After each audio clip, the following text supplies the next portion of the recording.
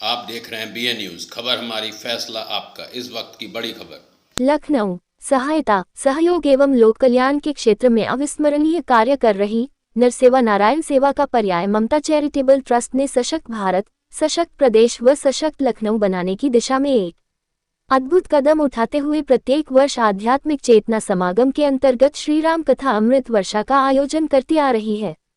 श्री राम कथा अमृत वर्षा महोत्सव में उमड़ा भक्तों का जन सैलाब तथा समर्पण भक्ति भाव देखकर सनातनी संस्कृति कितनी मजबूत है सहज ही आभास किया जा सकता है। हम मजबूत होगी तो भारत को सोने की चिड़िया और विश्वगुरु बनने से कोई रोक नहीं पाएगा। अपने राघव सरकार हमेशा हमारे साथ है। सनातन धर्म और संस्कृति में मर्यादा और अनुशासन का बहुत ही महत्व है। श्री रामचरितमानस जी में स्वयं भगवान राम जी ने कहा है, सोई सेवक प्रियतम मम सोई, मम अनुशासन माने जोई। परंतु समस्या यह है कि अगर लोग अनुशासन मानने लगे तो फिर उनके अहंकार का क्या होगा। खासकर सक्षम व्यक्ति अपने अहंकार की रक्षा में कई बार अनुशासन भंग करते हैं और फिर नीचे वाले उन्हीं का अनुकरण करते हैं। सरस श्री राम कथा गायन के लिए सर्वप्रिय प्रेमूर्ति पूज्य श्री प्रेमभूषण महाराज ने उक्त बातें लखनऊ की गोमती नगर विस्तार स्थित सीएमएस विद्यालय के मैदान में ममता चैरिटेबल ट्रस्ट द्वारा आयोजित 9 दिवसीय श्रीराम कथा के 5वें दिन व्यासपीठ से कथा वाचन करते हुए कहीं। श्री राम कथा गायन के माध्यम से भारतीय और पूरी दुनिया के सनातन समाज में अलग जगाने के लिए जनप्रिय कथावाचक प्रेमभूषण जी महाराज ने धनुष यज्ञ और अन्य प्रसंगों का गायन करने के क्रम में कहा कि भगवान श्री राम को हम मर्यादा पुरुषोत्तम कहते हैं। भगवान स्वयं मर्यादा में रहते हैं और लोगों से भी मर्यादा का पालन करने की अपेक्षा करते हैं। अनुशासन में रहने वाले लोग ही भगवान को प्रिय भी हैं। जनक जी की बगिया में पुष्प उतारने के लिए भी भगवान ने मालीगण से आज्ञा ली। महाराज श्री ने कहा कि भगवान को दास भाव में रहने वाले भगत ज्यादा प्रिय हैं। भगत सेवा करते हैं, परंतु सेवा करने वालों की अपनी कुछ चाहत भी होती है, लेकिन दास का सब कुछ स्वामी ही होता है। दास की अपनी कोई इच्छा भी नहीं होती है। स्वामी के प्रति पूर्ण समर्पण ही दास भाव है। दास बनना सहज नहीं है, बहुत कठिन है। ये पिता के कहने के बाद भी अगत प्रभु के दास नहीं बन सके।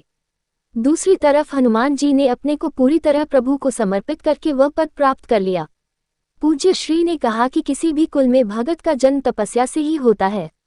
मनुष्य का जीवन तप करने के लिए मिला है, तप के माध्यम से ही हम अपने धरती पर आने के उद्देश्य को पूरा कर सकते हैं। गंगा जी को धरती पर लाने के लिए राजा भागीरथ की 4 पीढ़ियों ने तप किया था।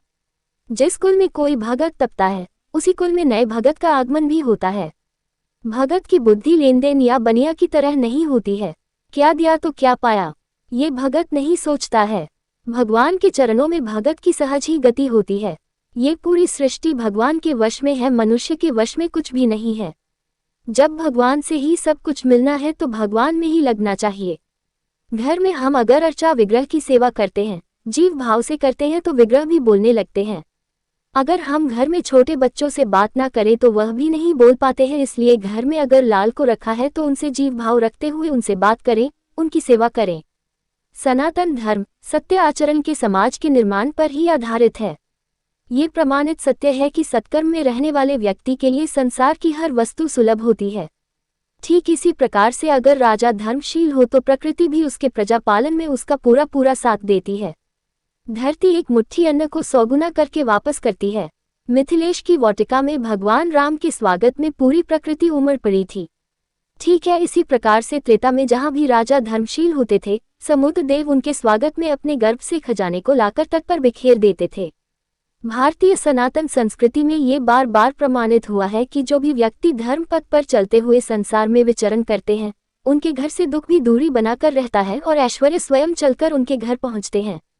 पूज्य श्री ने कहा कि सनातन धर्म और संस्कृति में भगवान राम जी का चरित्र हमें बार बार यह सिखाता है कि हमें जीवन में किस प्रकार रहना है। जब हम राजा जनक जी की वाटिका के प्रसंग का दर्शन करते हैं, जहां भगवान श्री राम और माता सीता जी को एक दूसरे का पहली बार दर्शन हुआ था, तो हमें ये पता चलता है कि शीलवान व्यक्ति कैसा होता है। महाराज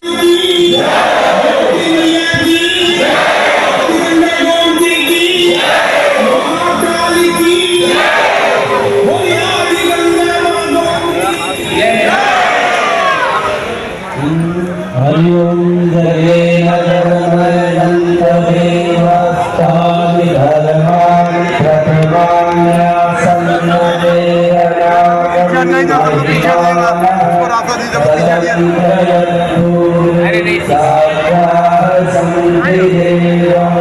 इधर